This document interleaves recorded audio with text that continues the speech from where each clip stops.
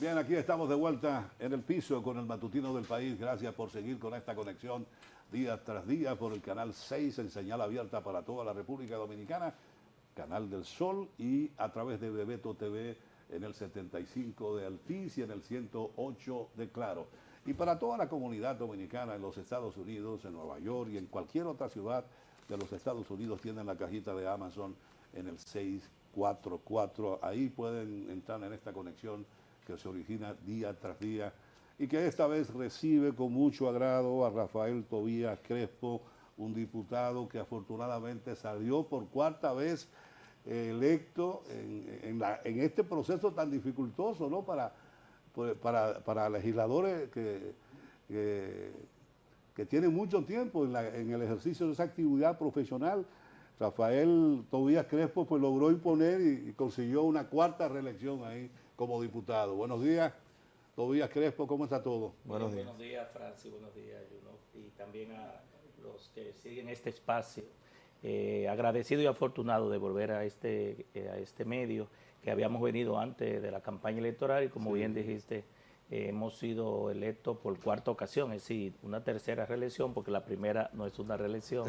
Ya llevamos 14 años en el Congreso, vamos con este periodo hacia 18. Sí. Somos el vocero también de la bancada de la Fuerza del Pueblo en la Cámara de Diputados, y en los últimos 14 años pues hemos participado en más de 100 y pico de leyes que han aportado al país, sobre todo las que tienen que adecuarse a la Constitución del 2010 y algunas leyes que han sido también de nuestra autoría. Yo creo que el pueblo valoró nuestro trabajo en la Cámara de Diputados, en los sectores, en los barrios también, así como lo valoró, tú recuerdas, cuando yo era director general de Tránsito Terrestre, que duramos 6 años en el Ministerio de Obras Públicas, y ahí dejamos gobierno electrónico, dejamos una transformación. Fuimos incluso nominados al Premio a la Calidad y la Excelencia en el año 2010, que se entrega en el Palacio Presidencial, y donde quiera que nos han designado o nos han elegido, porque en este caso en la Cámara de Diputados es una elección popular, hemos dejado una impronta. Yo creo que quiero agradecer aquí, en primer lugar, a Dios, que nos permitió ser sobrevivientes de este proceso que verdaderamente el partido de gobierno, abusando de todos los recursos del Estado, pues se impuso en unas elecciones tanto en febrero como en mayo, y que nosotros pudimos sobrevivir a toda esa andanada. También quiero agradecer a todo el que ha confiado y respaldado nuestro trabajo, ustedes, los medios de comunicación, todos los sectores, y a mi equipo que durante 6 procesos de manera continua hemos estado invictos, nunca hemos perdido un proceso.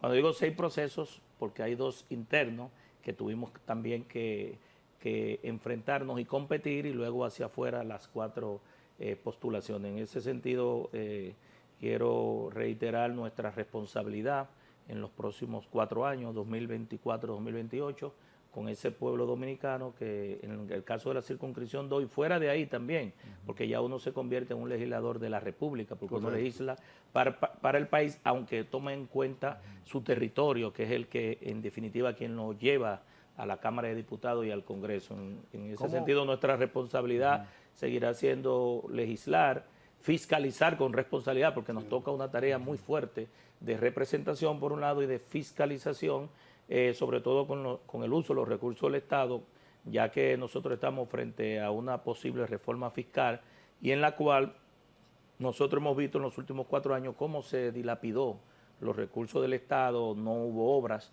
de importancia. Este gobierno en 4 años solamente pudo mostrar el teleférico del Alcarrizo, que no conecta con la línea 2C del metro, que todavía no está concluida y que la iban a concluir en marzo, ahora la ponen para diciembre. No estará lista para diciembre, porque uno pasa por ahí y se da cuenta que eso está muy retrasado, los trabajos, y no creo que esté lista para el mes de diciembre, pero también el teleférico creo que de Santiago, solamente 3 obras ha hecho este gobierno. Sin embargo, ha realizado la más baja inversión de capital de los últimos 73 años de vida republicana, representando nada más un 11.76. Todo lo demás se ha ido a gastos corrientes, abultamiento de nómina, unas supuestas pensiones solidarias que han relajado verdaderamente las pensiones solidarias. Yo creo que aquí hay una gran cantidad de dominicanos que se levantan a las 5 de la mañana, a las 6 de la mañana a trabajar, que tienen una cantidad de cotizaciones acumuladas, tanto en la parte tradicional de lo que era el IDSS, ¿verdad?, del Seguro Social, y en la parte privada, que muchas cotizaciones no aparecían porque no se reportaban. Llora ante la presencia de Dios que usted vea cómo usted, dedicando 20, 27 años de trabajo, no puede lograr una pensión, y aquí por el simple hecho de usted estar en un padrón de militantes del PRM o estar afecto al gobierno, pues le dan pensiones que en el año 2023, el año pasado, el gobierno puso en el presupuesto 20.000 pensiones de 6.000 pesos. Eso representaba una erogación de 1.440 millones de pesos que carga el presupuesto del Estado sin ningún criterio, vuelvo y repito, sobre lo que debe ser una pensión digna para una persona que ha trabajado. Es verdad que la Constitución le establece al presidente de la República la facultad de otorgar pensiones solidarias a diferentes sectores, pero no como se ha relajado ahora. Eso ha sido un relajo verdaderamente que uno ni siquiera quiere ir ver hacia allá, porque realmente más que una pensión es una nominilla política. Esa no es la parte más neurálgica del gobierno. Yo creo que eso es discutible. Hay gente que se ha merecido las pensiones, hay otros que no. Hay pensiones más o menos significativas, hay otras que son muy pírricas.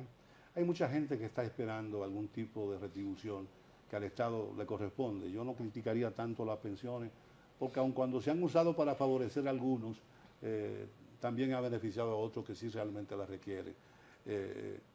Sin embargo, Díaz, Rafael, yo creo que el gobierno tiene otros aspectos, por ejemplo, como más complicantes. Ustedes podrán asumir, porque estamos hablando que en un Congreso Nacional totalmente integrado por gente del PRM, que ustedes no podrán tener ni siquiera una influencia, ni siquiera significativa. O sea, bueno, nunca había ocurrido que a un partido de gobierno haya sido favorecido con 146 diputados que va a tener el Partido Revolucionario Moderno contra 190. Nosotros tendremos 28 diputados, el PLD creo que 13, el PRD creo que 1, y habrán otros partidos minoritarios que completarán la matrícula de 190 legisladores. Pero si en el caso de diputados y deseo, a ustedes no lo necesitan para nada. De hecho, matemáticamente no necesitan a la oposición, por eso nosotros entendemos que nos toca un gran rol de defender al pueblo dominicano. Es decir, aunque se vea que somos una minoría que no puede decidir en un momento específico decisiones que son trascendentales de temas que incluso la sociedad está esperando, de leyes, códigos, por parte del Congreso, yo digo que no hay excusa ahora de parte del gobierno para no hacer las reformas que en campaña ellos prometieron al país, porque lo tuvieron durante los 4 años anteriores, no lo hicieron, ahora tienen una mayoría más extensa, porque lograron una mayoría también cooptando dirigentes de los partidos de oposición, diputados y senadores que pasaron al gobierno durante este proceso y antes del proceso electoral, pero en definitiva nos toca a nosotros como legisladores de la oposición, sobre todo de la Fuerza del Pueblo, que el pueblo casi nos respaldó en un 30% en el caso de la candidatura del partido y de Leonel Fernández, pues garantizar que los derechos del pueblo dominicano, que sus expectativas no sean abusadas de esta mayoría. Yo creo que el gobierno tiene ese reto de usar esa mayoría en beneficio del pueblo dominicano, y que en el caso de nosotros como oposición nos toca un gran trabajo de representar, fiscalizar y sobre todo acompañar al pueblo dominicano, porque lo que nos viene arriba son tiempos muy difíciles. ¿Qué puede hacerse desde el Congreso Nacional? Discúlpame, Johnny. ¿Qué se puede hacer desde el Congreso para enfrentar lo que sería una reforma fiscal? Bueno, en primer lugar, tener la voz de alerta sobre temas que tienen que ver con esa reforma fiscal, que ya el presidente Leonel Fernández indicó que debería ser progresiva y no regresiva, es decir, que quienes más deben pagar son los que más generan, los que más ingresos tienen, los que más pueden sostener la carga tributaria que se necesita para dar con diferentes obras y servicios que el país está reclamando por mucho tiempo, deuda acumulada, y que en definitiva no puede haber una reforma fiscal si no hay también una ley de responsabilidad fiscal, porque el partido actual de gobierno, cuando era oposición, empujaba una ley de responsabilidad fiscal, pero en estos 4 años se ha olvidado de esa ley, y esa ley no fue el objetivo del partido de gobierno, porque abultaron la nómina, abultaron los gastos corrientes se elevaron en todas las instituciones. Ustedes vieron que aquí hubo bonos en todos los sentidos, bono gas, bono luz, bono madre, bono escolar, bono padre, bono Navidad, bono Semana Santa. Y yo digo que incluso porque me llegaron muchos reportes, porque es mi área de hace alrededor de 35 años, hasta con la cajita de la televisión digital terrestre, es decir, de la conversión de la televisión análoga a digital, usaron la campaña electoral a través de dirigentes del PRM y juntas de vecinos que eran afectos al gobierno. Engañaron a la gente porque pusieron la cajita y le dijeron, véala ahí, pero en septiembre es que va a empezar a funcionar. Es decir, cuando usted analiza en detalle, eso es un engaño a la inteligencia del pueblo, llevarle a través de un mecanismo del partido el levantamiento. Creo que incluso se aprobó un préstamo para esa transformación allá en la Cámara de Diputados, que yo hice mis sugerencias y mis comentarios, porque iban a traer creo que 450,000 cajitas, pero en definitiva no iban a lograr que el pueblo dominicano tuviera la inclusión digital. ¿Por qué? Porque tú le vas a convertir el tramo desde de la transmisora hasta la cajita digital, pero el pobre, el ciudadano de a pie, iba a seguir teniendo su televisor análogo, como uno le llama, su televisor cacón. ¿Qué hicieron en México con la conversión a la televisión digital y liberar espectro para luego asignarlo a esos servicios? Bueno, a través de los programas sociales le subsidiaron 13.7 millones de Smart TV. Así cuando tú haces eso, entonces tú logras que la televisión, el terminal que tiene la persona que es de escasos recursos, se convierte en un terminal inteligente y ya por ahí puede acceder a internet, puede acceder a telefonía y a todos los servicios fuera de la recepción de la señal de televisión a través de difusión. Es decir que aquí lo han hecho por fase, lo harán por fase, y en definitiva lo que se producirá de ese préstamo que se cogió en el Congreso, creo que fueron 250 millones de dólares que se hizo a través del BID, lo harán por fase, porque lo que el pueblo iba a recibir como beneficio no lo va a recibir, solamente se convertirán los transmisores de las empresas de difusión y el negocio de las cajitas que lo usaron también para la campaña electoral. Tobías, desde el gobierno se está procurando un consenso, el presidente Luis Abinader está tratando de que todos los sectores respalden toda esta ola de reforma, la reforma fiscal, la reforma constitucional, a la ley de salud, entre otros aspectos que el gobierno quiere reformar, pero todo parece indicar que del lado de la fuerza del pueblo la estrategia sería no apoyar sobre todo la reforma a la Constitución de la República. ¿Cuál sería ahora el camino que ustedes van a recorrer? ¿Se van a oponer a la reforma constitucional tajantemente? ¿Van a apoyar algunos aspectos? ¿Se cierra el camino para la reforma constitucional? Ha dicho la fuerza del pueblo que se va a tirar a la calle en caso de que se presente formalmente ya una propuesta. Mira, aquí hay mucha hambre, la gente está pasando hambre, aquí hay falta de empleo, aquí hay inseguridad ciudadana, aquí el alto costo de la vida le está erosionando el presupuesto de los bolsillos del pueblo dominicano. Aquí la clase media se está financiando con la tarjeta de crédito y los pobres se están saltando comida, el dinero no le da para llegar a fin de mes, ni siquiera a mitad de mes. Aquí hay problemas de transporte que este gobierno no ha podido solucionar. Aquí hay problemas de salud, aquí no hay camas en los hospitales, los medicamentos de alto costo, eso no sirve, eso hay que cerrarlo con todos sus funcionarios, eso funcionaba. Aquí el 911 lo han deteriorado. Aquí para tú ir a pasaporte tienes que esperar 6 y 8 meses para que te den una cita. Aquí en educación hay escándalos de corrupción por todos los lados. El último que ustedes vieron, que fue de 55,000 millones para el transporte escolar y después hubo una excusa que no eran 50,000 millones, que eran 385 y nadie dijo nada.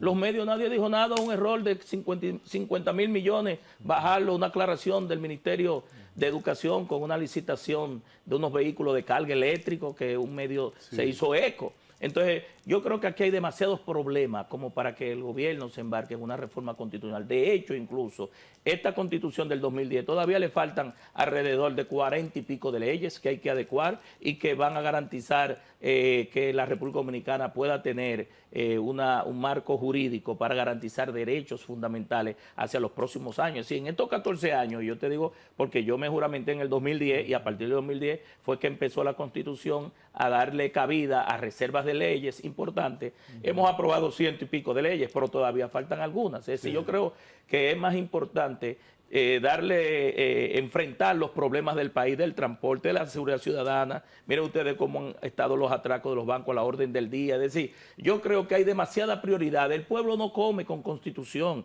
Esa constitución tiene los candados y está habilitado. Es decir, no hay una emergencia ni una necesidad, a menos que no sea que el presidente quiera abrir las compuertas de reelegirse por otro periodo, bajar el 50+1, porque de hecho con lo que viene no va a lograr pasar ese umbral y se le hace difícil, y hacer algunas otras travesuras que siempre cuando se abre la posibilidad y la brecha de una reforma constitucional se meten otras agendas y otros temas que generalmente no son del beneficio del pueblo dominicano. Aquí la gente, el pueblo no está pidiendo reformas constitucionales, ¿sí? Aquí la gente lo que está pidiendo es comida, aquí la gente lo que está pidiendo es seguridad ciudadana, aquí la gente lo que está pidiendo es empleo, aquí lo que la gente está pidiendo es transporte digno. Aquí lo que la gente está pidiendo es oportunidades para los jóvenes. Aquí la gente se está yendo por la vuelta. Hace tiempo que los viajes ilegales habían desaparecido. Ahora usted ve a cada rato yolas y yolas caídas en una situación económica, pero también vimos una encuesta del ANGE, aquí disculpen la promoción a ese gremio empresarial juvenil, donde no solamente son los jóvenes, el 60% de los jóvenes, incluso de clase alta, quieren irse fuera del país porque sus condiciones de vida no son las más esperanzadoras. Entonces yo creo que someter al pueblo a una reforma constitucional y también a una reforma fiscal junto, yo creo que es un fuerte golpe que quiere darle al gobierno, pero tienen todos los votos. Yo creo que tienen su Congreso, tienen tanto en el Senado de la República como en la Cámara de Diputados. Yo creo que ellos deben asumir el costo político de esas decisiones, porque la reforma fiscal no la hicieron en el 2020, debieron hacerla. Usted dirá, bueno, debió hacerla el gobierno anterior, pero a usted le tocó. Y entonces todo el dinero gastado en la campaña electoral, más de 10.000 millones en medios de comunicación, todo lo que ustedes vieron que se utilizó para comprar alcaldes, diputados, sí. Eso hay que pagarlo. ¿Y quiénes quieran ahora que se le endose ese costo político? ¿La fuerza del pueblo, los partidos de oposición? No. Si usted hizo su fiesta, gozó su fiesta, lo que le llaman la resaca, ¿verdad? La resaca de esa fiesta, creo que debe asumirla quien gozó su fiesta. Pero además en términos políticos no es iluso suponer que la gente con la que tú te enfrentaste y a la que tú venciste pueda acompañarte en ese proceso de colocación de lo que viene, que debe ser pernicioso para la gran mayoría de la población. Pero sobre todo que tienes que entender que un margen importante de la población no votó. Aquí el 45% no votó, hubo una inducción a que no se votara, pero también un gasto excesivo de campaña en todos los niveles, que eso lleva a que tú digas, bueno, pero si me ganaron en buena ley no hay problema,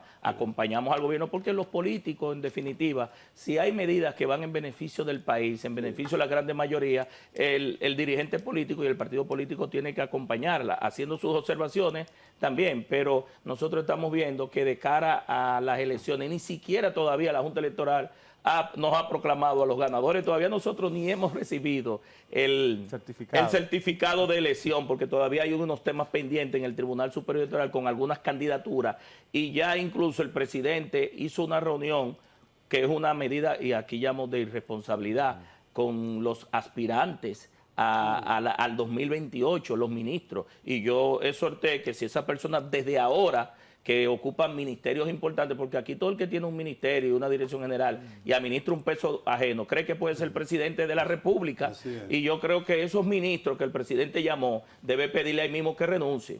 Pero ustedes van a aceptar por lo menos las discusiones de la reforma fiscal, van a estar presentes porque se necesitan también voces, a pesar de que ellos tienen la mayoría, pero se necesitan voces disidentes. Claro, le defiendan. decía que a nosotros nos toca el deber de defender al pueblo dominicano ante esa reforma fiscal y otras reformas, porque no solamente la fiscal, nosotros estamos frente a una reforma fiscal que es parte de una ley que estableció la Estrategia Nacional de Desarrollo, que es un pacto fiscal más integral que poner impuestos regresivos. Estamos frente posiblemente a una reforma también del Código Laboral, de la Ley de Seguridad, porque ahora está el teletrabajo, donde hay elementos que hay que abordar después del COVID, ¿verdad? Hay muchas instituciones que incluso los empleados siguen trabajando desde la casa, virtual, y eso no hay un marco jurídico que pueda llevar a regular eso, porque incluso muchos de esos trabajos están ocasionando problemas de salud también, emocionales y psicológicos a los que están trabajando desde las casas. No es lo mismo tú trabajar bajo un refugio, una prisión, que tú movilizarte y desplazarte. Pero también se habla de la Ley de Seguridad Social, que se está reclamando una modificación integral. Es decir, hay muchos códigos que la República Dominicana está esperando, el Código Penal, el Código Civil, el Código de Procedimiento Civil. Es decir, hay muchas leyes que ya no hay excusa. Es decir, en estos 4 años esa mayoría debería servirle al partido de gobierno para dar resultados con respecto a lo que espera la sociedad. ¿No hay reunión ya entre Leonel y Abinader? ¿La reunión ya se pospuso definitivamente? No, eso lo determinará la circunstancia, las decisiones que tome la dirección política y sobre todo la facilidad que pueda tener ambos presidentes o el expresidente junto con el presidente de la República, porque nadie niega que los presidentes y los expresidentes se puedan reunir, porque eso se estila en todos los países del mundo, pero caer o cargar con el costo político de una reforma fiscal y de otras leyes no es lo más sano para un partido de gobierno que a todas luces se vio que abusó de los recursos del Estado. Por lo menos con respecto a esos dos aspectos que son fundamentales para el presidente, porque incluso lo reiteró ayer en su comparecencia. Sí, pero mire, la Constitución... Ustedes han establecido que no le interesa apoyar la Constitución. La Constitución tiene su candado, no hay que agregarle más candado. Ese es un aspecto y el Ministerio Público es independiente de hace mucho tiempo. Incluso con ese Ministerio Público es que este gobierno ha elevado los sometimientos, ¿verdad?, a los funcionarios anteriores y se le han aprobado otras leyes, la ley de extinción de dominio y de administración de los bienes de extinción de dominio. Es decir, la República Dominicana tiene un marco jurídico para dar frente al lavado de activos, a los delitos de corrupción y a todo lo que se entienda que pueda ir en contra del Estado, del país, de los dominicanos. Es decir, que esa justificación del candado para que no haya un Trujillo del siglo XXI o de que el Ministerio Público tiene que ser independiente, pues el gobierno se ha ufanado de que su Ministerio Público es independiente. Entonces, si es independiente, no necesita una reforma constitucional. Sí hay reformas que ustedes podrían apoyar todavía, como el caso de la reforma a la Ley General de Salud, que no ha estado muy deficiente después del 2001 hacia acá, no hemos dado una ley de salud, no hemos tenido una ley de salud que realmente corresponda a lo que la gente necesita. Por ejemplo, eso es una de las discusiones. La ley al laboral también que se plantea. ¿Esto podría sí ser discutido por ustedes? Claro que sí. Yo dije anteriormente de que aquellos códigos, aquellas leyes que beneficien al país van a tener el respaldo de la fuerza del pueblo y de los legisladores, yo sé que de la oposición, porque hay temas que nadie se opone a ellos, que la gente, la reforma del sector salud, cuando llegue, porque también se está debatiendo la reforma del sector salud, va a tener primero las opiniones, las recomendaciones, las observaciones, las discusiones, los debates de la fuerza del pueblo, pero también los aportes y si aquellos elementos que favorecen al país, a la salud de la población, también van a contar con el respaldo nuestro. Yo creo que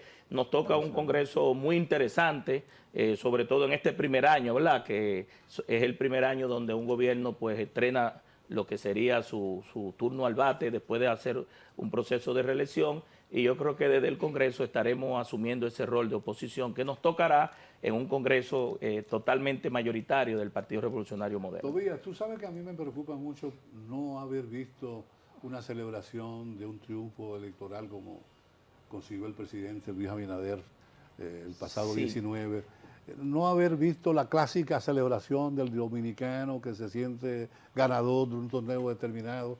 Yo vi muy poca presencia de actividad en ese sentido. Mira, ¿Tendrá que ver eso con el 46% de la población que no fue a votar?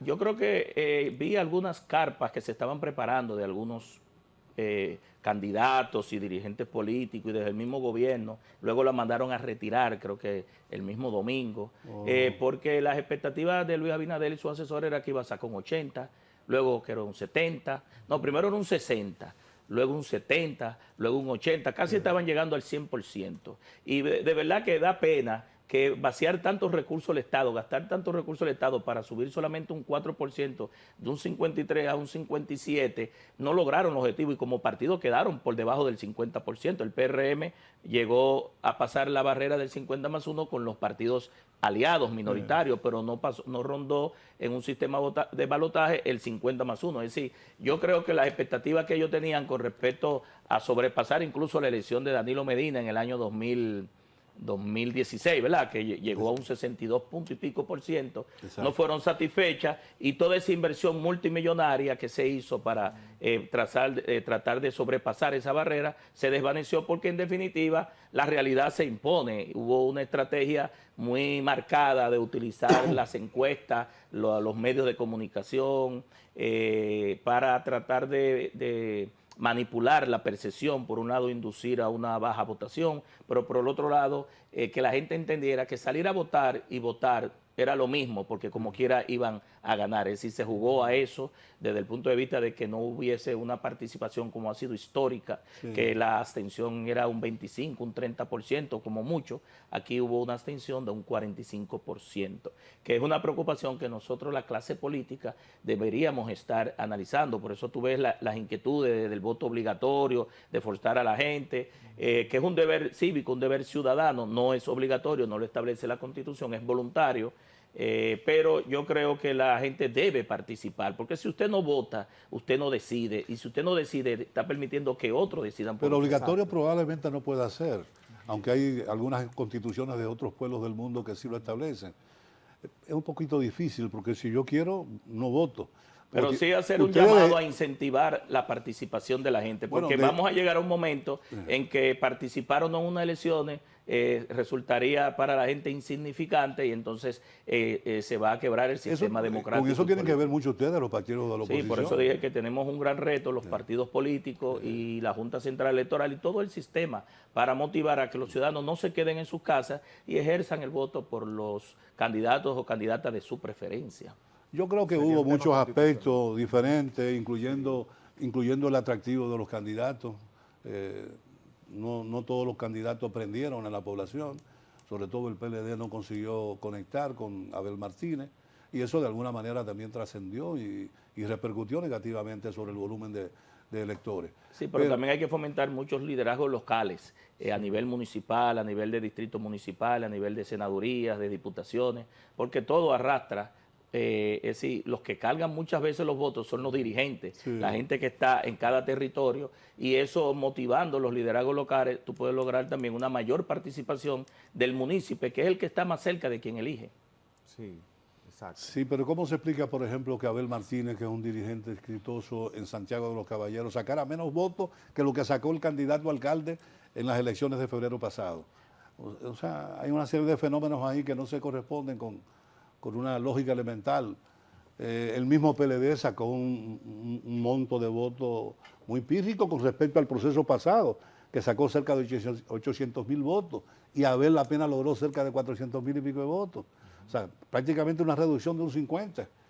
Bueno, son de los desafíos que nosotros tenemos que analizar. Cada campaña política deja un mensaje, y los que somos políticos debemos sentarnos, analizar y reflexionar sobre ese código que la población envió, porque la población se expresa, claro, la voluntad popular se expresa y dice qué es lo que quiere y qué es lo que no quiere, o qué es lo que tal vez deja de querer, porque también hay a veces una anomia social que la gente no se involucra y le da lo mismo, pero nosotros debemos analizar y hacer una autocrítica y reflexionar sobre cómo el sistema de partidos políticos pudiera estar jugando su rol, que en los últimos años pues ha ido un poco bajando su nivel de intensidad, y que somos nosotros los responsables de lograr que eso no ocurra. Por ejemplo, ¿cómo tú pudiste lograr una reelección por cuarta ocasión?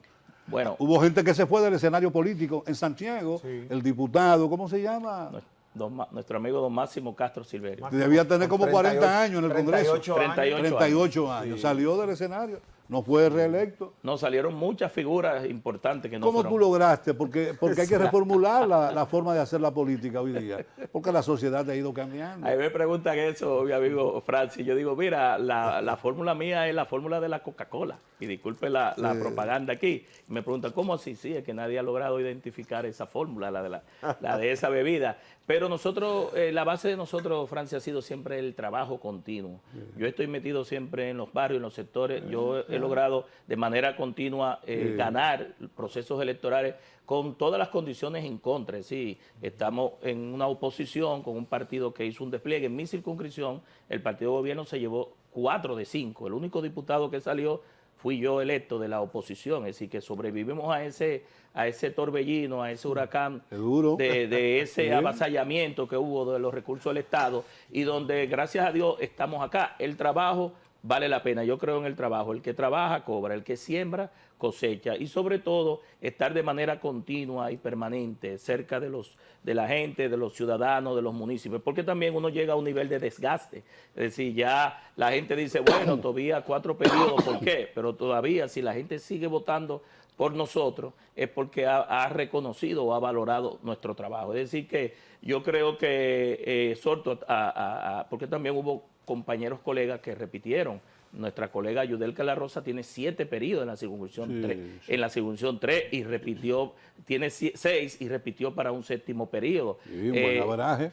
Repitió también Félix Michel, repitió Rafa Castillo, Juliana O'Neill, es decir, de la Fuerza del Pueblo repetimos una cantidad de legisladores y legisladoras que el resultado, la gente valoró nuestro trabajo, no importa lo que hizo el gobierno, la gente votó por nosotros. Entonces yo creo mucho y firmemente en el trabajo continuo, en la disciplina, en la resiliencia, porque también hubo que aguantar muchos temas en esta campaña y sobre todo en tener fe que todo llega, es decir, que la voluntad de Dios siempre acompaña a uno y la gente en definitiva reconoce, porque difícilmente la gente repita lo malo, nadie repite lo malo. Repetir de manera continua como lo hemos hecho y ratificar un trabajo es porque el pueblo está observando los pasos de uno y eso, más que un orgullo, yo creo que marca sobre nuestros hombros un gran nivel de responsabilidad. Claro, porque es que la gente te está viendo, te está apuntando, te está marcando de manera continua y eso tú tienes que reconocerlo y recompensarlo con el trabajo. Sí, ¿qué va a pasar? Se habla de renovación después del proceso electoral. El PLD por su cuenta habla de que va a hacer un congreso, que va a renovar sus autoridades. La Fuerza del Pueblo también está en una actitud similar. ¿Qué va a pasar con las autoridades actuales de la Fuerza del Pueblo? ¿El presidente Fernández va a dejar de ser el presidente del partido? ¿Qué va a suceder?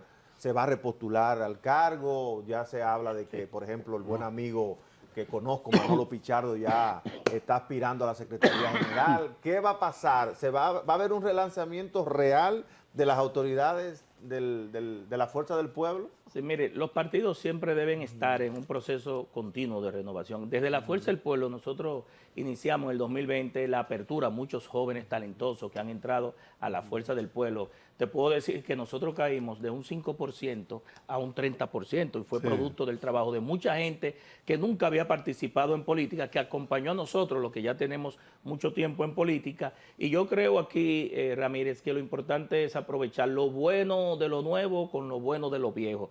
No todo lo nuevo es bueno, ni todo lo viejo es malo. Exacto. Yo creo que aquí hay que aprovechar una curva de aprendizaje de personas que pueden orientar, asesorar, pero lo que ha planteado el presidente Leonel Fernández, presidente de la Fuerza del Pueblo, en la primera reunión de la dirección política es que hay que llevar a un congreso que lleve a que todo el que aspire a un cargo sea por la elección de las bases de la Fuerza del Pueblo, es decir, que sea un congreso con el voto universal y directo de todos los miembros, de los dirigentes de la Fuerza del Pueblo, y que solamente en los casos en que la ley lo permita, que siempre hay una reserva que se le deja a las direcciones políticas, que casi siempre históricamente ha sido un 20%, los cargos de direcciones provinciales, municipales, la secretaría, la presidencia del partido, la secretaría general, todos los cargos que tienen que ver con las direcciones sectoriales de la Fuerza del Pueblo sean elegidos por el voto universal y directo de las bases del partido. Yo creo, y aquí hago una crítica porque lo hice en su momento cuando estuvimos trabajando la ley de partidos políticos y la ley de reforma electoral, que el método de las encuestas no es un método de escogencia para candidatos y candidatas. Se utiliza mucho la manipulación, ¿verdad? De sacar y eliminar personas, dirigentes con talento, pero porque no sean afectos a una persona lo pueden sacar en una encuesta o pueden poner a una persona que no tenga la favorabilidad. Yo he visto gente perder estando en el primer lugar en una encuesta. El hecho de que tú estés en primer lugar en una encuesta no te dice que tú vas a ganar. Tú tienes que hacer el trabajo. Por eso yo creo mucho en el trabajo de ganarse los votos, de ganar la simpatía, de convencer a la gente, de hacer propuestas. En el cara a cara. En el cara a cara, de hacer propuestas, de decirle a la gente a qué tú vas a ser regidor, a qué tú vas para una alcaldía, a qué tú vas para una diputación, para una senaduría. Es decir, el ciudadano tiene que comprometerse, tiene que tener un contrato social, tiene que comprometerse con la gente. Si no lo hace, no puede ser un ente aislado. Una encuesta no puede valorar eso. Entonces yo creo que el sometimiento al escrutinio popular es lo que más debe convenir no solamente a la Fuerza del Pueblo, a todos los partidos políticos, pero es legítimo, pusieron el sistema de encuesta en la ley y ahí está, pero nosotros entendemos que no es el método más idóneo para escoger candidatos y candidatas. Tobías, pues muchas gracias por habernos acompañado en la mañana de hoy. Yo creo que ha sido un placer, además de una gran alegría que hayas podido permanecer en el Congreso Nacional. Porque tú eres de la gente que ha estado haciendo un trabajo loable, que todo el mundo reconoce y que siempre está en una actitud de defensa de las mayorías, que es lo más importante. Yo creo que una de las grandes lecciones que ha dado este proceso es que quienes repitieron son gente que están en permanente contacto con sus electores. Sí. El político no podrá ser indiferente frente a la problemática que pretende representar. O sea, tú tienes que meterte y adentrarte dentro de las entrañas mismas de la población a la que tú persigues, conseguir tu elección. De los pocos diputados con resultados dentro del Congreso Nacional, con leyes propuestas, con muchos proyectos que están y ahí. Con una permanente cercanía con esos electores. Sí, porque qué mejor cercanía, qué mejor elección que tú votar por quien está cerca, por quien está siempre cerca de ti. Exactamente. Saludándote, afectando, atencionándote, dándote una voz de aliento, llevándote un regalo, dependiendo, de múltiples formas. Sí, mire, nosotros llevamos 14 años como diputados y a veces la gente cree que es fácil mantenerse. No, llegar es difícil, pero mantenerse es lo más complicado. Mucho más una reelección no es fácil, solamente lo que y ya nosotros nos hemos reelecto en 3 ocasiones y yo creo que eso debe ser fruto de ese trabajo continuo de estar cerca de la gente. Al final el pueblo compensa, pero debo decirte que hay muchos compañeros, colegas que fueron diputados o que aspiraban por vez primera, que también se lo llevó el poder de los recursos, y se lo llevó a muchos el método de Home, porque el método de Home, aunque ha permitido que muchos lleguen y que beneficia a las minorías y a los partidos posiblemente de oposición, permite también que personas que tienen más votos que otros no sean electos y otros con menos votos por el método de la fórmula puedan ser electos. Ese método de Home todavía no entra en contradicción con la ¿cómo se llama? Con la votación, Dios mío, el término. Directa. Con el voto preferencial. Con el voto preferencial. Sí. No, porque la gente... Porque el voto mío deben computárselo al que yo se lo otorgué. Mire qué pasa, la gente confunde mucho el voto preferencial con el método de escogencia de escaño. El voto preferencial es el que está en una lista cerrada y bloqueada, ¿verdad? Es decir, donde tú eliges, en mi caso, en la circunscripción somos 5, hay una lista de 5 que ya está bloqueada y tú eliges de ese menú el que más te guste, eliges uno, ¿verdad? En el caso nuestro puede ser nosotros u otro de los 4, ese es el voto preferencial. Tú prefieres uno a que sea arrastrado, porque anteriormente era una lista donde era el partido que arrastraba y la gente no escogía de manera directa. Pero resulta... el voto preferencial va muy consono con la Constitución, que dice que el voto debe ser universal y directo. Es decir, tú estás marcando directo sobre el producto o servicio que tú quieres, que es el candidato que tú entiendes que tú elegiste. Que tú con preferencia determinaste. La pregunta es, de esos 5 escaños, ¿cómo entran los partidos mayoritario y minoritario? Ahí entra entonces el método de Home, que es el cálculo para ir distribuyendo de manera... Pero ¿por qué hay que distribuir si yo lo elegí? Y a mí es que me corresponde elegirlo. Bueno, pues como ciudadano. lo que pasa es que hay que buscar un método, se hablan de otros métodos. Mayoría el método de simple, Hart, el que más tenga, más gana. Eso es lo que sería más justo, pero Eso. también lo que está en la ley es eso. Habría que modificar la ley, Francis, porque está en la ley del 2013, el voto preferencial que lo reiteró la ley 2023, que es la ley de reforma a la ley electoral que se hizo el año pasado. Sí. Y en ese sentido, la forma de escoger, el método de escoger los escaños, de cómo van entrando, es lo que afecta posiblemente a que una persona con más votos no salga electo contra otro. Para Pero decir ¿debe, justo debe eso. mantenerse este método o tú favoreces todavía que se elimine el método de Holmes? Nosotros tenemos que entrar en discusión porque si se elimina también favorecería posiblemente al mayoritario. Si no hubiese sido por eso, tal vez muchos diputados y Es diputadas. verdad, es verdad. Hay que ver porque en situaciones donde eran 2 diputados, el gobierno se lo llevó los 2. Entonces se llevó los 2 diputados, pero ahí le favoreció también el método de Hon. Pero hubo algunas circunscripciones que logramos escaños precisamente por el método de Hon. Es decir, que lo que debería buscarse, aparte de que sea justo respecto a los que tienen más votos, se privilegie las minorías y los partidos y el contrapeso. ¿Qué significa el contrapeso? Que como muy bien dijo el senador Félix Bautista, si no hubiese sido por el método de Hon, el PRM deja de sacar 14 diputados menos y esos diputados los tiene la oposición, pero el método de Hon privilegió al de la mayoría, que fue el gobierno. Bueno, Gracias, ya tendremos Tobías. tiempo para seguir hablando sobre el tema. Gracias a Tobías Crespo Gracias por a habernos ustedes. acompañado en la mañana de hoy. Hacemos una brevísima pausa comercial. No, vámonos con el informe climatológico que lo tenemos ahí en carpeta. Hacemos el break comercial y bajamos con nuestro siguiente invitado.